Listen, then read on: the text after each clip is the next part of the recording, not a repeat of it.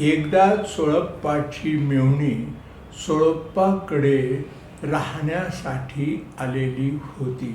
येताना तिने तिच्या नवऱ्याने अतिशय काटकसरीने आणि मोठ्या कष्टाने केलेली नथही ती घेऊन आलेली होती.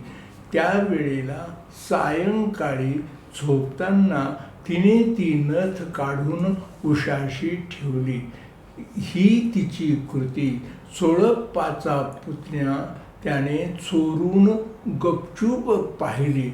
नंतर दुसऱ्या दिवशी सकाळी फुले आणण्याच्या निमित्ताने जाताना त्याने ती नथ गपचूप काढून घेतली व तो फुले आणण्यासाठी गेला. सकाळी उठून बघते तर त्या मेव्हणीला उशाखाली नथ काही दिसेना. तिने घरात सर्वत्र शोधाशोध केली तरीही तिला नथ काही मिळाली नाही. अखेरीस ती रडत रडत स्वामी समर्थांपाशी गेली आणि स्वामी समर्थांना घडलेला सगळा वृत्तांत सांगितला.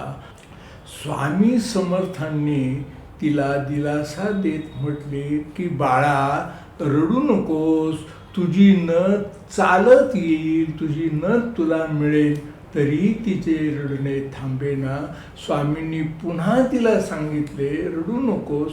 तेवढ्यात सोळप्पाचा पुतण्या फुले घेऊन आला.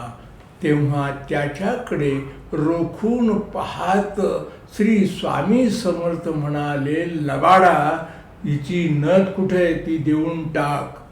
आपल्या मनातले सर्वज्ञ स्वामींनी ओळखले हे त्या पुतण्याच्या लक्षात आले.